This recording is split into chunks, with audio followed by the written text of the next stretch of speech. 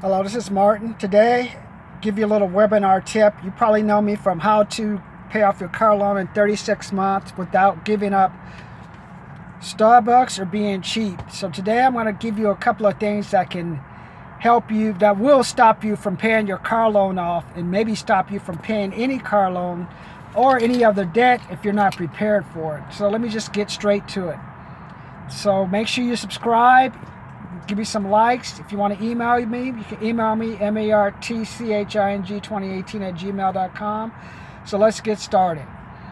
One thing that always people seem to forget about is that will impact the way you pay off your bills is if someone dies. That's number one.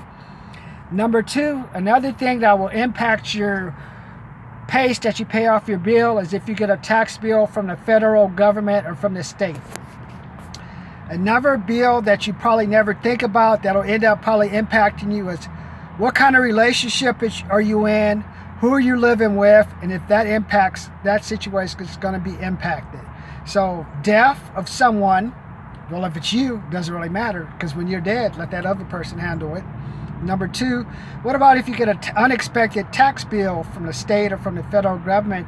Number three, what happens if you break up with that live-in lover?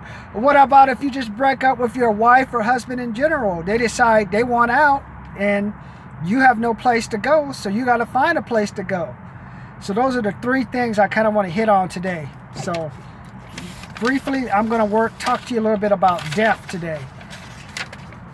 This is the death certificate. So when you die, you get a death certificate. So look, this one is for my grandmother. She died May 12, 2019. She was 85, and when she passed away, when the person passes away, you think, okay, even if they have insurance, everything will be taken care of. Hold on. Even if you have insurance, sometimes it could take 2, 3, or 4 weeks for them to even get a check to you.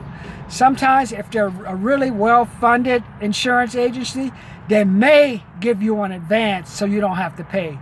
But even then, you're still going to end up paying there will be like a deductible sometimes for $1,000, $2,000 that you don't know of, or there's just some $500 fee that you have to pay to get them to initiate maybe like a $20,000 or $30,000 claim that comes out of your pocket. Now what happens, like if your relative dies and you find out, hey, this person's passed away, you think, I'm gonna get all this insurance money. No, that's not how it works. You end up I had to get the death certificate. You got to get the death certificate certified, send it to the insurance company. Then they'll look at some other documents and ask you, hey, where does she live? Give us some information on the policy.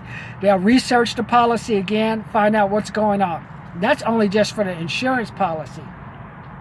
Now, what about the other expenses the person has? When she passed away, she had a loan on the house. That was $359. You had the taxes from the City of Los Angeles. That's another $150 every couple of months. And then that's not counting the upkeep of her residence that she has. And you're thinking, oh, that won't happen. I can just sell it. No. Even if you sell it to an investor, you're looking at like 3 to 4 weeks. There's nothing fast. So once a person dies, you're not going to be able to liquidate anything in any type of speed. And even if the person has a will or live in trust, it still has to go to the court. And for me, I'll talk to you a little about what happened to me. I ended up in court for 4 years trying to get someone out of the will who shouldn't have been in the will, but we made a mistake on the living trust. But my grandmother, before she died, changed her mind. So I ended up having to litigate and get some special help from a lawyer to get someone out of it. So if the house did get sold, this certain person didn't get a percentage. Yes, someone got screwed because a whole lot of stuff went down. So we'll talk about that later. So that's one thing that I'll briefly talk about. And let me hit on taxes. You think, oh, Martin, I won't get hit by a tax bill or anything. I got hit by 2 tax bills this year. I had an LLC way back in 2012. I liquidated it in 2013, and I thought, hey, that thing's all said and done. I paid all the final bills and everything. Oh, no. State of California did some type of record check. It says, well, your business, even though you discontinued and dissolved the business in like 2013, you can't officially stop taking paying the taxes on something until we close it out on our books, and that didn't happen until 2017.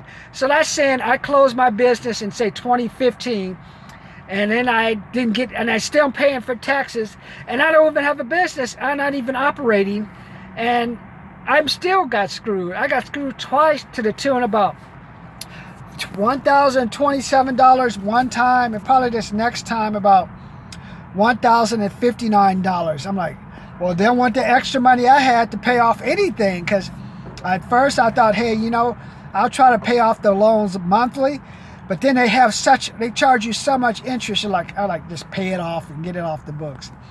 So what if that happens to you? And what about if who your live-in lover is? What happened if you guys break up? I know some of you are thinking, hey, we're going to split everything 50-50 for whoever we live with. That never works, man. I've done it twice. I lived with two girls twice. Hey, let's pay everything 50-50. 50 for the rent, 50 for the food, 50. First time I tried that, police got called, big thing went down. That ended it. Second time I did it, I moved with a girlfriend. That was just a disaster too. I was trying to get ready for an engineering test. She said, no, I want to have kids. But I was thinking, hey, let me get this engineering thing. I'll get 10% more a raise per month, and that'll help us live a better quality life if we have a kid. So that ended in disaster. So twice. Lived with one girl for like 3 years, 1 year. Then lived for another one for about 2 years. Ended up in disaster. Had to come up with extra money to pay the down payment for rent, for the first deposit, second deposit, and after that, you're paying your own bills. And even when we were living 50-50s, one person's always paying the bills. It's never a 50-50 thing. So it's like, if you ever think about living with your partner, just say, I'll pay for everything. So if I got to kick you out, you got money saved, and you can go do whatever you want. So it never ends 50-50. That's just a lie. So, and we'll talk about what happened to me later, a little bit about that. The reason I'm bringing this up is because if you're trying to pay off your car loan, any car loan, you need to have a little extra money set aside. If you don't have any extra money set aside, you better have a skill that you can go out like I did, make money. Went to Craigslist, I did this, I did that. Find a way to get an extra $50, $60, $70 a month to help you pay that car loan. Because when you get hit by the death, the tax, and a partner, all your extra money has gone out the window. And you don't want to go into survival mode. And even if you have some money saved up, it still doesn't matter. I had like $1,000 saved up, and I thought, hey, that'll help me through this crisis. I burned through that money in like 2 days. And then don't get lawyers involved, man. You talk about money going fast.